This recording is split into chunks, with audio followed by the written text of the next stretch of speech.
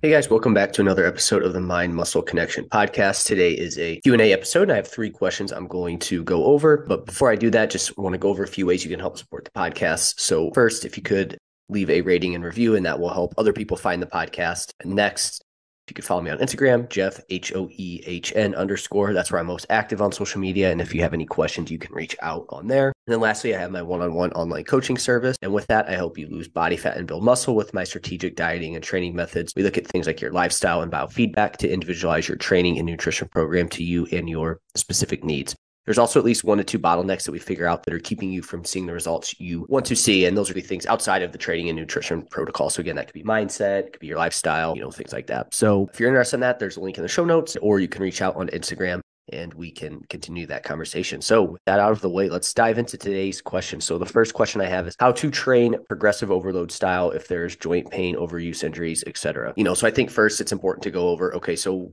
joint pain is going to be, you're doing exercises, elbows hurt, shoulders hurt, knees hurt, hips hurt, things like that, right? And then overuse injuries, the most common are going to be like tendonitis. If that's happening, it is going to be tough to, you want to build muscle. And in order to do that, you do need to get stronger over time. You need to, you need to utilize the concept of progressive overload. And again, that's going to be much tougher. And so if this is the issue, this is what we would want to do. We would want to limit and minimize how much it impacts your training. Okay, so I'm going to go over some things that will help you do that.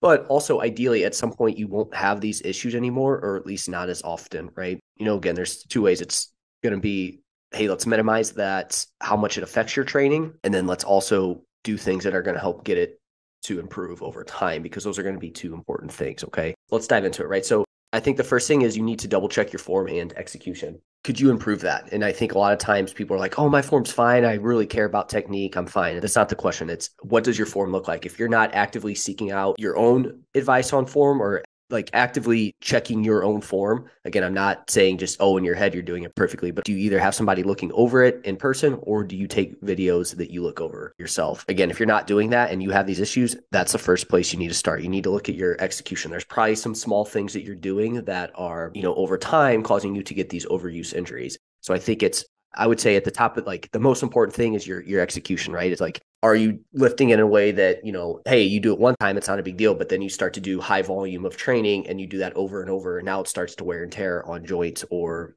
tendons that maybe need to be resting or shouldn't be taking as much load as they can. So we need to double check that, right? Could it be dropping weight? Is it just better technique? Again, I think if you get better technique, that in turn is going to put stress on the actual target muscle that is what you want to hit. And maybe you have to use less weight for that, right? Where it's like you're so focused on progressive overload, you add so much weight that over time your technique starts to break down because you're like, oh, hey, I have to get stronger to build muscle. But you're kind of misapplying that concept there. You're forcing that progression. There needs to be some forced progression in order to build. But at the same time, if you just adding more weight to be like, oh, hey, I'm progressively overloading, but then you're putting more stress on your joints, tendons, again, over time, that's going to add up. So 99% of the time, that's where like I do have a client that currently is going through some like overuse injuries like this, some tendonitis. I've gone through it myself. And I look at his form and I'm like, hey, man, you're definitely speeding through this. You can slow down here. He's kind of like, well, why do I keep running into these injuries? And I'm like, well, I mean, the technique needs to improve, right? So he's an online client, so I can't sit there and have him fix this right then and there. But again, we get this I get the video feedback from him. And so, the big thing there is your technique is huge. And if you're running into these issues, you should video everything and break it down and see where you can improve. Trust me, I've been there before where if I knew I had to record a set and send it to a coach, it would have been a lot different how I would have executed that lift, right? Like there's times where towards the end of a training cycle, I'm like just adding some weight. And I'm like, probably added a little bit too much weight here. So again, that can be super important to do that. So we want to double check our form first and foremost. I feel like a lot of people get in this trap of like, oh, my form's fine. I don't need anybody, but it's like having somebody that's qualified to do this and check your form, hiring a coach or something like can be super important there. I actually just had this conversation too with my fiance. We don't work out together, but the times that we've worked out together in the past, like she does have her form is good. Like she does focus on her technique and, she gets tightness in her upper traps a lot. And I'm like, well, send me some videos of you lifting. And it's like, my form is fine. But I'm just like, look, I felt the same way. And then I look at my technique and it's like, wow, there's just these little things that are going to add up over time. So again, it can be easy to be like, oh, well, I focus on technique, so I'm good to go. So again, that is to me is the most important thing that you need to do here. Next, are you sleeping enough, right? Obviously, that's going to play a huge role in recovery. If you're not sleeping enough, inflammation levels can increase. And then you're not getting that proper recovery that you need. So check that, right? This is another thing where it's like, I want to improve, I want to build more muscle, but then you don't want to focus on things outside of the gym. So make sure you're sleeping enough. Are you getting good quality sleep? 6 to 8 hours, probably closer to 7 to 8 hours per night. Are you doing that regularly? Are you feeling good when you wake up? Are you feeling refreshed? So double check that.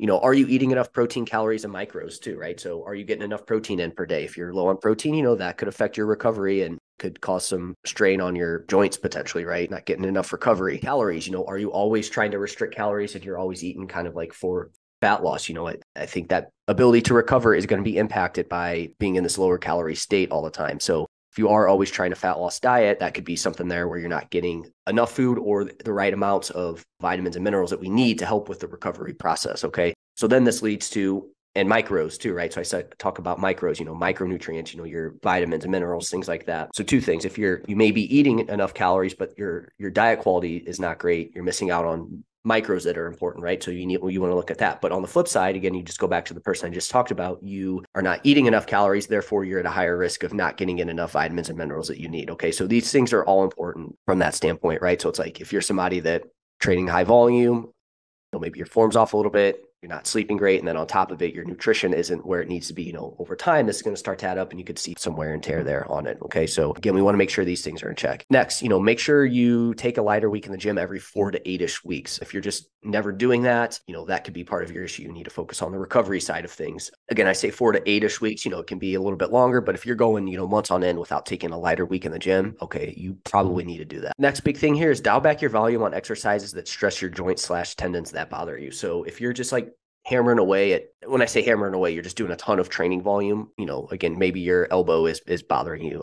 It's more closer to your tricep. We also you're doing a ton of tricep work. You're doing a ton of pushing work. It's like, okay, we probably have to dial back the volume on those particular exercises, right? You can't be doing 15 plus sets per week. That's probably part of your issue. You either aren't taking a deload enough to where you're recovering, but you're also are just hammering away at just doing too much volume over time as well. And then you also combine that with poor technique.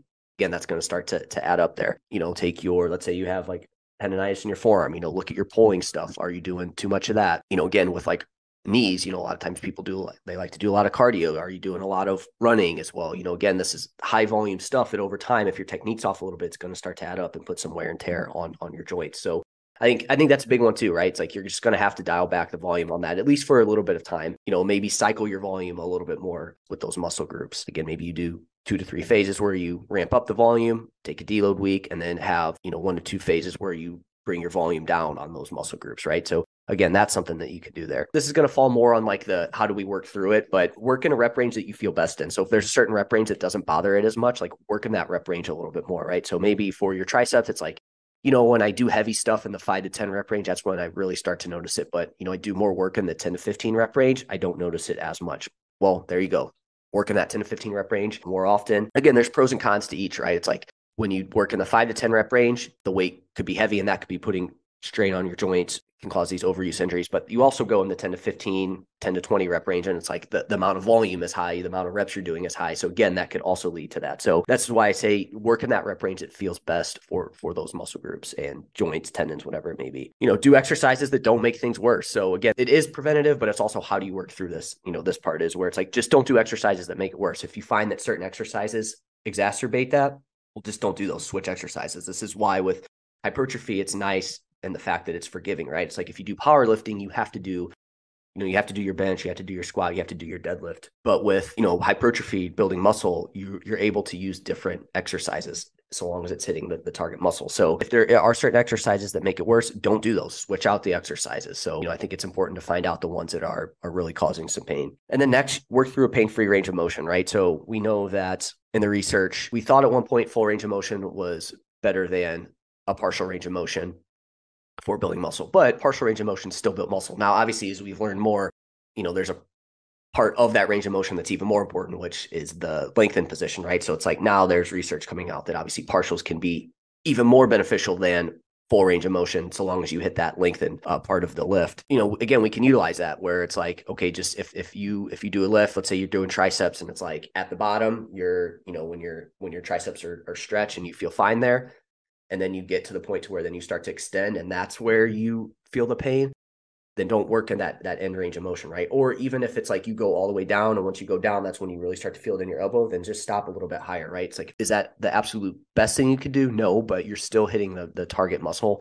So again, finding a pain-free range of motion is going to be better than just not doing it at all, okay?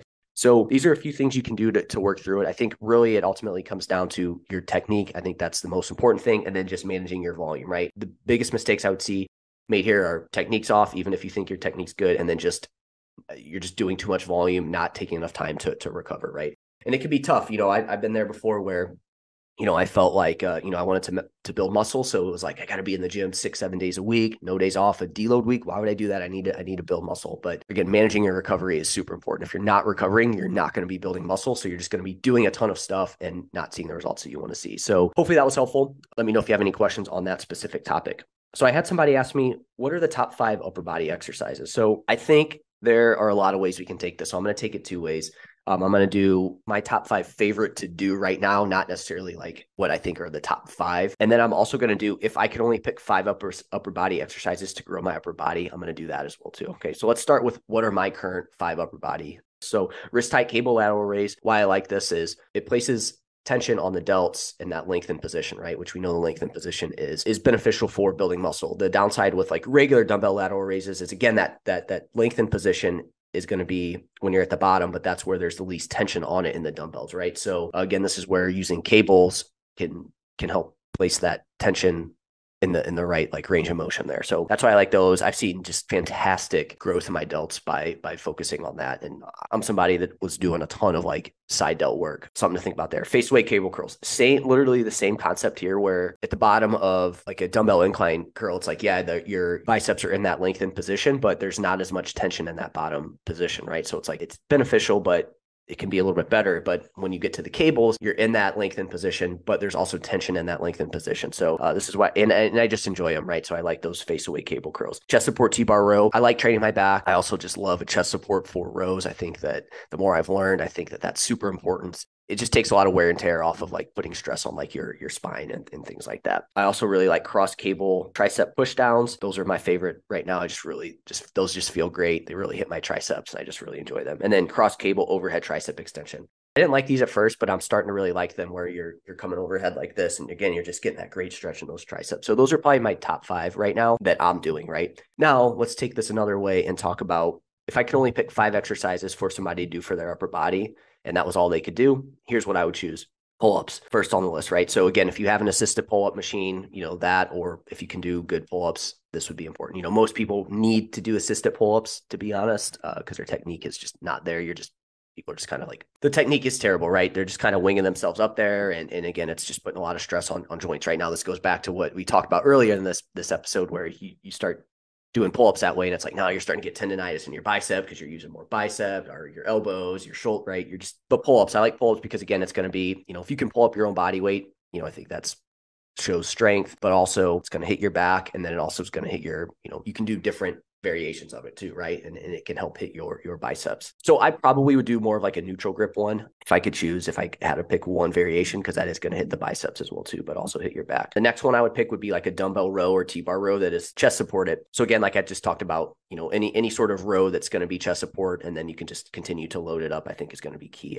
And also what I like about this too is you can make it more upper back focus. You can make it more like lat focus. So you have different variations that you can use there as well. An incline press. So ideally dumbbells here rather than like a barbell, but an incline press to hit the upper chest. And I know there was some research that showed that, they looked at flat bench versus incline bench, and incline bench did a great job of fitting everything in the chest, whereas like the flat press did more so in like the lower and mid chest. So not so great in the upper chest. So that's why I like the incline press, because you can hit everything, but you also get a little bit more upper chest there as well too. Some overhead tricep movement, right? So either one I mentioned, either some skull crushers where you can really get a good stretch in your triceps, or, a one arm overhead tricep extension, or like I said, that dual cable overhead tricep extension. So again, hitting that tricep there and then a wrist tight cable lateral raise. My thought on this is the pull up, you're going to hit your back. You can hit your lats, you can hit your upper back, you hit your biceps a little bit, right? A dumbbell row, again, you're going to hit your back, right? You're going to hit different areas of your back. Incline press, you're going to hit your chest. And then like we said, specifically with that incline press, you're going to be able to hit the upper chest there. Overhead tricep movement, overhead, because again, you can really get in that lengthened position. And so that's why I would choose that one. And then wrist height cable lateral raise, again, you're going to be able to hit your delts, but we're also going to be able to get in that lengthened position. That's super important. So, it's going to hit mostly everything there. Again, obviously with 5 exercises, you're going to be a bit limited, but that's what I came up with. I would love to hear other people's thoughts on it. If they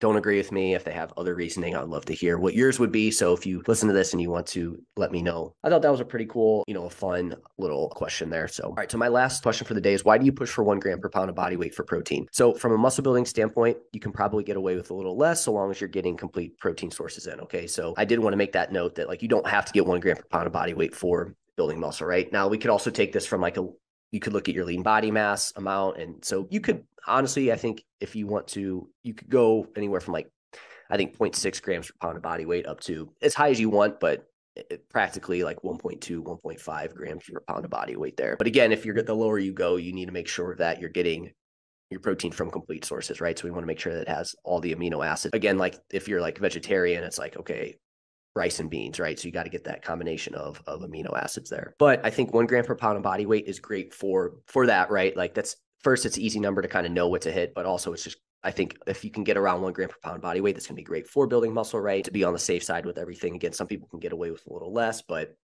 are you potentially that person that can't? I think 1 gram per pound of body weight is a good rule of thumb there, but you also get the satiety benefits too.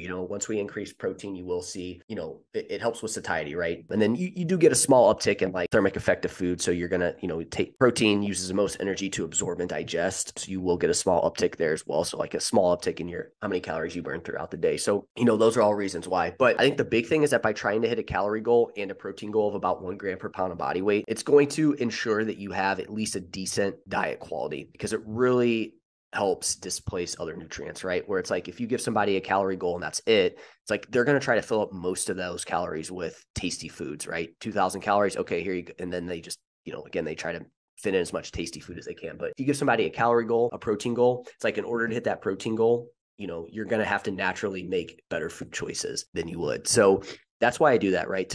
Because I think it just does a great job of ensuring that the diet quality is at least going to be decent. Now, again, you could still work it around and not get the nutrient dense foods that we need. But again, it at least ensures it's decent, right? Because typically when people get low on protein, they just fill up all those calories with as much tasty carbs, fats as they can, right? And so that's a big thing that we're just trying to look out for here. There's no magic to that 1 gram per pound of body weight, but you're going to get the satiety benefits. You might get that small uptick in thermic effect of food. It ensures that it's going to be best for building muscle. Not best, but it's going to ensure that that's enough to build muscle. And then again, it just displaces other nutrients. It just helps ensure you get at least a decent diet quality overall. So that's why I like 1 gram per pound of body weight. Again, it comes down to the individual, right? If somebody just absolutely hates protein, we're going to try to find that happy medium, but I'm going to try to keep it as high as I can, as high as the client will work with me on. So that's it for this Q&A. Hopefully this was helpful. If you guys have any questions, let me know and I will chat with you next time.